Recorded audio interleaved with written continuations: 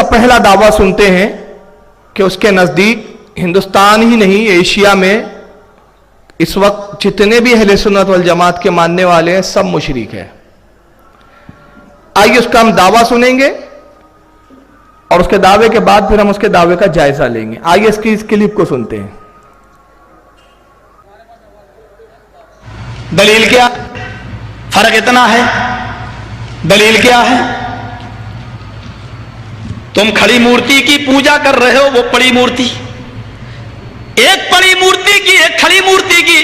یہ شنکر بھگوان کی مورتی ہے، یہ بڑے پیر صاحب کا یا نظام الدین اولیاء کا مزار ہے، یہ احمد رضا خان کا مزار ہے.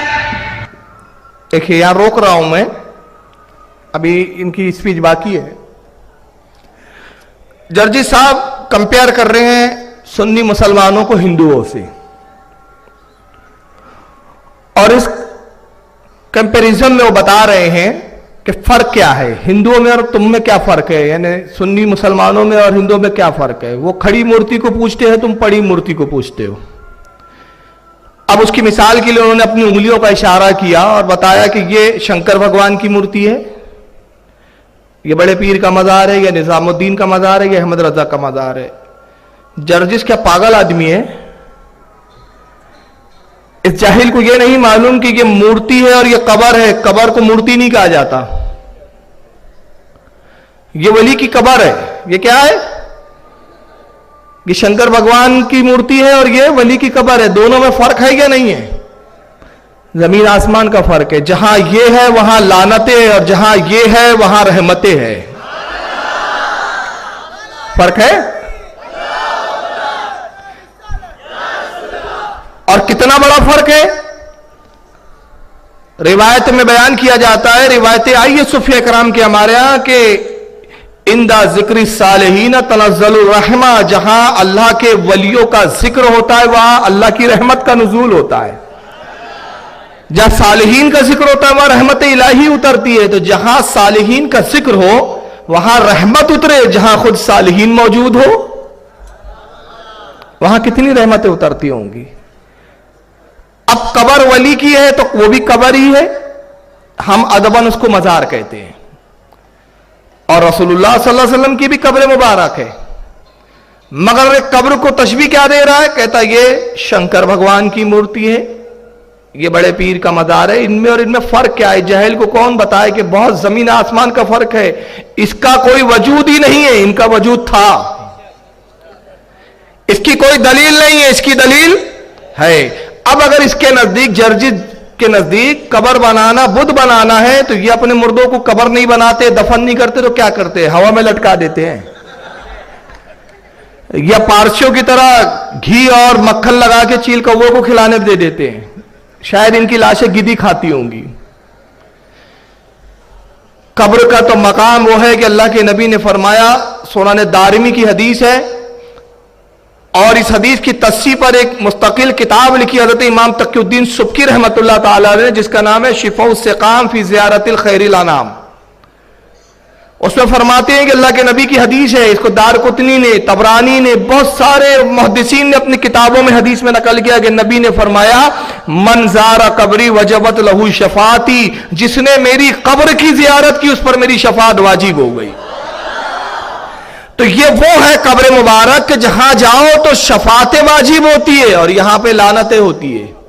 مگر اس کے نزدیک اس میں اور اس میں کوئی فرق نہیں ہے، اس کو یاد رکھیں. اب آگے دیکھیں. یہ کھڑی مورتی ہے، یہ پڑی ہے، جو کام اس پہ ہو رہا وہی کام. یہ کھڑی مورتی ہے، یہ پڑی مورتی ہے. قبر مورتی ہے، اس کو کس نے بیوقوف نے بتایا؟ یہ کس مدرسے میں پڑھ کر آیا کہ یہ قبر یہ مورتی ہے بولتا ہو؟ کام تو اس پہ بھی ہو رہا، ورنہ مجھے بتا دو. ہندو چنری چڑھائے مورتی پہ تو کافر، تم چادر چڑھاؤ تو پکے مسلمان، وہ ہار ڈالے تو کافر، تم پھول برساؤ تو پکے مسلمان. یہ کوئی چیز کھانے کی مورتی پہ چڑھائے تو کہے پرساد، پرساد کھانا حرام. یہاں پر کوئی چیز چڑھائی جائے اس کو کہو تبرک ہے، اور یہ کھانا بڑا مبارک. हिंदू मूर्ति धोकर उसका पानी पिए और कहे कि ये गंगा जल से ज्यादा पाक पवित्र है, इससे बीमारियां सही हो जाती हैं। मुसलमान और उसके मौके पर कब्र धोकर पानी उसके बोतलों में भरे और कहे कि इसके आगे तो जमजम भी फेल है, तो ये पक्का मुसलमान।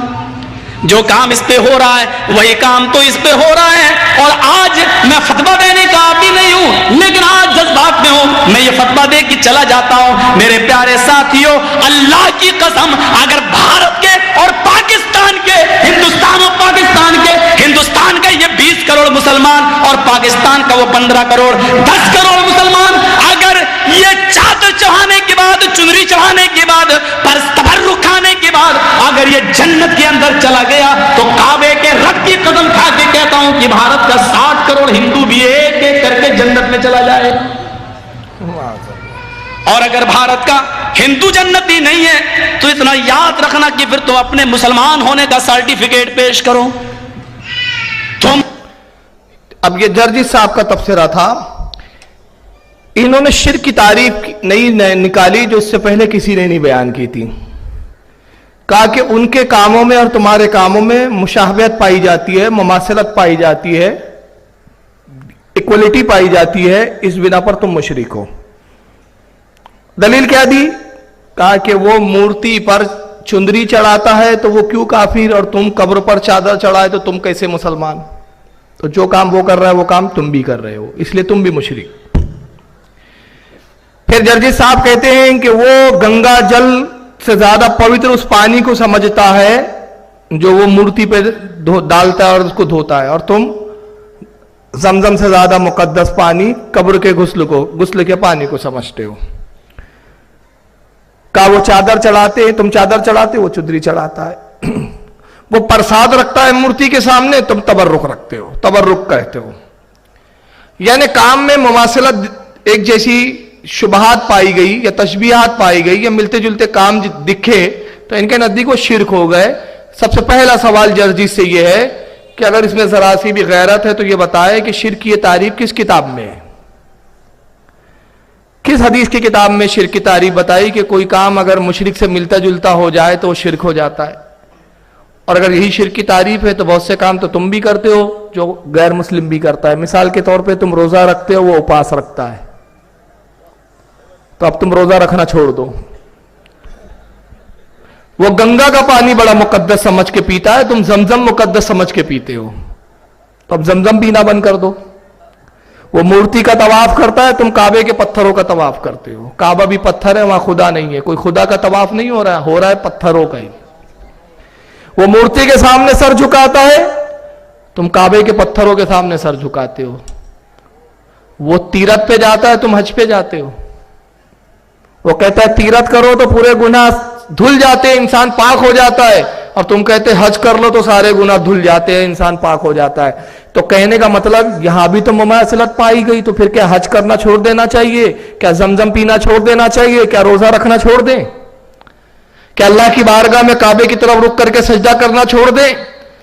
तो मालूम है कि मुशाहबत से कोई शिरक नहीं होता। मगर जर्जी साहब की बड़ी अजीब तारीफ है, वो कहते हैं नहीं मुशाहबत होती है इसलिए शिरक हो गया। और फिर उसके बाद उन्होंने कहा कि मैं फतवा देने का आदी नहीं हूं, लेकिन आज जज्बात में हूं, तो जज्बात में मैं फतवा देके जा रहा हूं। यानी ये बात वाज़ेह हो गई कि गैर मुकल्लिद फतवे जज्बात में देते, होश में नहीं देते। जब इनके होश गुम हो जाते हैं, जज्बात में ये पागल और दीवाने हो जाते, तभी ये कुछ भी बोलते हैं और तभी ये मुशरिक मुशरिक मुशरिक के फतवे देते हैं, होश में नहीं देते ये लोग। और फिर इसके बाद कहा कि वरना मुझे बताओ, अगर मुसलमान ये सब करने के बाद, मजारों पे चादर चढ़ाने के बाद, गुस्ले मजार करने के बाद, अब इससे पूछो गुस्ले काबा क्या है जो इनका बादशाह खुद देता है?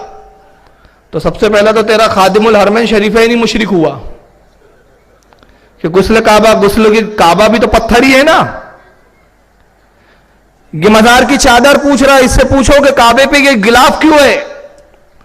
तो कहेंगे रसूलुल्लाह के जमाने में भी था। मैं कहता हूं रसूल ने नहीं चढ़ाया, वो तो तुब्बे अव्वल उमेरी यमन के बादशाह ने रसूल से 600 साल पहले चढ़ाया।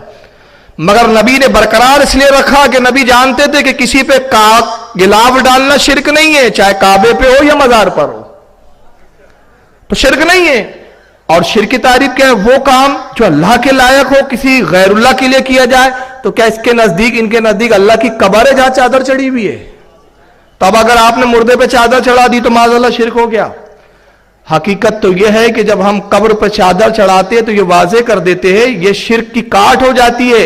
گویا بتایا جاتا ہے کہ یہ ولی ہے جس کا انتقال ہو گیا ہے، یہ قبر ہے، اور قبر اس کی ہوتی ہے جو مر جاتا ہے. جو مر جائے وہ خدا نہیں ہوتا، خدا وہ ہے جو حی اور قیوم ہے. یہ تو شرک کی کاٹ ہے، مگر جو شرک کی کاٹ ہے وہی ان کے نزدیک شرک ہے. اور اس کے بعد انہوں نے کہا جناب نے کہ اگر تم یہ کام کرنے کے سبب سے جنت میں چلے جاؤ گے تو ہندوستان کا 60 کروڑ ہندو بھی ایک ایک کر کے جنت میں چلا جائیں گا. یعنی یہ بات قرآن کے خلاف ہے، جبکہ قرآن فرق کہتا ہے وَعِدَّتْ لِلْكَافِرِينَ، کافروں کا جو ہے وہ ٹھکانہ ہے. وَقُودُهَا النَّاسُ وَالْحِجَارَةُ وَعِدَّتْ لِلْكَافِرِينَ. قرآن کہتا ہے ڈرو اس آگ سے جس کا ایندھن پتھر اور کافر ہے، اور ہم نے کافروں کے لیے تیار کر رکھی ہے. مگر یہ کہتا نہیں، تم چونکہ یہ کرتے ہو اس لیے وہ بھی ایک ایک کر کے جنت میں چلے جائیں گے. یعنی جنت اس کے گھر کی ہے، اس کے باپ کی ہے، کہ اس کے بولنے سے سب چلے جائیں گے. یعنی یہ اتنا بڑا جاہل